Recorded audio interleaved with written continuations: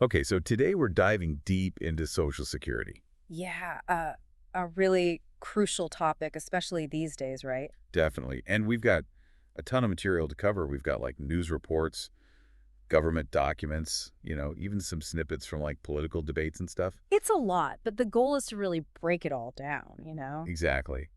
Make sense of it all because it can be kind of confusing. Especially with all the recent changes.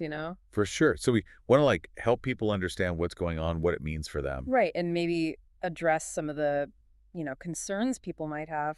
So yeah, let's get started. Okay, cool. One of the first things that like popped up for me was this new rule about in-person identity checks for Social Security. Oh yeah, that started March 31st, right? Yeah. So basically, if you're new to Social Security, like applying for the first time, Or if you want to change your direct deposit info. exactly, you can't just do it over the phone anymore Nope, got to go in person to a Social Security office. or use that My Social Security website. Which not everyone can do easily, right? Yeah. And that's one of the things that AARP and some other groups are concerned about. Right. It's a barrier for people, especially older folks who might not be so tech savvy. Or people who live in rural areas without easy access to a Social Security office. Absolutely. Or folks with disabilities who might have trouble getting around. So it's kind of like they're trying to prevent fraud, which makes sense. 40% of direct deposit fraud is over the phone, apparently. But at the same time, it's making it harder for some people to access the benefits they need. And then on top of that, the Department of Government Efficiency, or DOGE, as they call it. Right. Doge. They're closing a bunch of field offices. Like 47, I think? Yeah. And cutting staff, too. So even fewer options for in-person visits. Which seems counterintuitive, right? Kind of makes you wonder what they're thinking. Como News did a poll about it, and it's pretty split. Yeah. 53% said it's a good idea, but 34% said it's bad. And then another 13% were like, I need more information. So yeah, mixed reactions for sure. Well, I guess we'll see how it all plays out. Yeah, definitely. But one positive thing is that the SSA claims direct deposit changes will be processed way faster now. Like in one business day instead of a month? Which is great, but again, if you can't even access the system to make the change, it doesn't really help. True, true. Okay, so another big change, and this one's kind of concerning, is the SSA bringing back that policy about overpayments. Oh yeah, this is important for people to know. So basically, before, they could only withhold like 10% of your benefits to recover overpayments. That was during the pandemic, right? Yeah, a Yeah. temporary rule, but now they can take back the full 100%. Which can be devastating for people who are just scraping by. Seriously, it could push folks into real financial hardship. So if you get a letter from the SSA about an overpayment, don't ignore it. Yeah, take it seriously. Reach out to them, see what your options are. You can ask for a waiver, appeal the decision, or work out a payment plan. Exactly. Don't just let them take your whole check. Good advice. All right, now for some good news. The Social Security Fairness Act was passed. This is a big win for a lot of public sector retirees. Like teachers, firefighters, police officers. Yeah, people who work jobs that didn't pay into Social Security but had their own pensions. And because of that, their Social Security benefits were reduced. It was called the Windfall Elimination Provision, or WEP. And the Government Pension Offset, or GPO. But this new law repeals both of those. So over 3.2 million people are going to see some benefit increases. And it's retroactive to January 2024. Which means they're getting back payments too. Over $7.5 billion has already been sent out. The average back payment is something like $6,710. Not bad, huh? And then starting April 2025, they'll start seeing the increases in their regular monthly checks. Some people could get an extra $1,000 a month or more. So that's a huge relief for a lot of folks. Definitely a positive change. Now things get a little more contentious when we start talking about the future of Social Security. Yeah, there are a lot of different opinions on that. Elon Musk, for example, called it the biggest Ponzi scheme of all time. Which ruffled some feathers, let me tell you. Yeah, especially among Trump's allies, who worry it might alienate older voters. It's a sensitive topic politically. For sure, because on one hand, you have Musk, who's all about cutting government spending and reforming entitlement programs. Which aligns with some conservative views. But then you have Trump, who keeps promising that Social Security benefits will be protected. So it'll be interesting to see how that plays out. Definitely, speaking of different views, we saw some of that in a hypothetical vice presidential debate. Oh, yeah, that was interesting. So the Republican candidate, Senator Vance, was concerned about the long-term sustainability of Social Security. Makes sense. It's a common worry.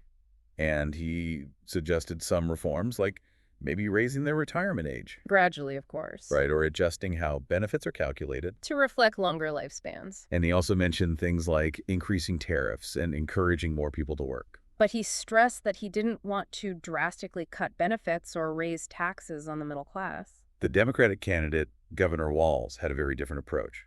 Yeah, he was all about protecting and expanding Social Security. He was against any cuts to benefits or raising the retirement age. And he proposed raising taxes on the wealthy to make sure the program has enough money.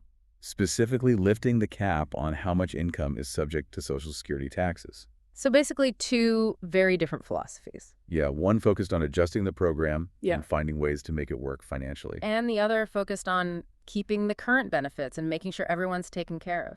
We saw similar themes in a snippet from a senatorial debate. Oh, right. Lieutenant Governor Halter, who used to be the Deputy Commissioner of Social Security, He knows his stuff. for sure he talked about the importance of a balanced approach. Like combining revenue increases with benefit adjustments. And he pointed out that the projected shortfall over the next 75 years is actually pretty small, Only about 1.8% of taxable payroll. which suggests that it's not an insurmountable problem. Right. With some smart planning, it can be managed. Senator Lincoln, in that same debate, was very adamant about keeping the promise of Social Security. Yeah, she was against privatization and any cuts to current benefits. She also strongly supported cost-of-living adjustments, CLAs to keep up with inflation. and she emphasized the importance of a strong economy to support the program. Makes sense. And then Mr. Morrison, the other candidate in the debate, He focused on the government's obligation to those who have paid into Social Security, he was worried about the declining worker-to-beneficiary ratio. which is a legitimate concern. Yeah, and he criticized past government actions that he felt had negatively impacted the trust fund, And his solution was to cut federal spending overall. which is a common refrain from fiscal conservatives. So lots of different ideas floating around. It'll be interesting to see which ones gain traction. For sure. Now, there was also this whole thing about the Department of Government Efficiency. Doge again? Yeah, remember Elon Musk was supposedly behind that. During the Trump administration? And the goal was to cut government spending and give some of that money back to taxpayers. In the form of Doge dividend checks. Yeah, they were talking about like $5,000 per household, Based on $2 trillion in savings. which is a pretty ambitious goal. It was, but the actual savings identified have been way lower. So now the estimated checks are more like $142 per person. Not quite as impressive. And even that's not a sure thing, There's a lot of pushback in Congress. especially from fiscal conservatives who want to use any savings to pay down the national debt. Which is understandable given how high it is. And the Congressional Budget Office has also raised some concerns, They say federal spending has actually gone up since Doge was introduced. and that a lot of the supposed savings might not be real. So yeah, the whole Doge thing is a bit of a mess. Plus, it's caused a whole bunch of unnecessary panic about Social Security shutting down. Oh, right, because of that court order that temporarily blocked Doge from accessing SSA data. People thought their benefits were going to stop. Thankfully, it was all cleared up pretty quickly. But it just shows how much anxiety there is around these issues. For sure, people rely on Social Security. It's a lifeline for many. And some people worry that all this restructuring and talk about cutting spending is a step towards privatizing Social Security. Which is a whole other can of worms. Definitely a lot to think about.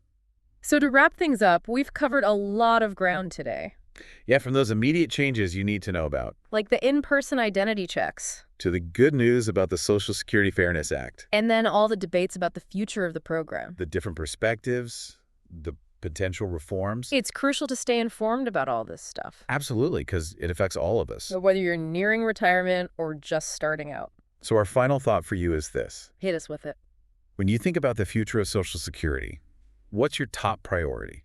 Yeah, what's most important to you? Is it making sure the program is financially sound, Or preventing fraud? or making sure everyone has access to the services they need? And what trade-offs are you willing to accept? It's a complex issue with no easy answers. But it's a conversation we all need to be having. So keep thinking, keep learning, and stay engaged. Because the future of Social Security is in our hands. That's it for this deep dive. Thanks for joining us. See you next time.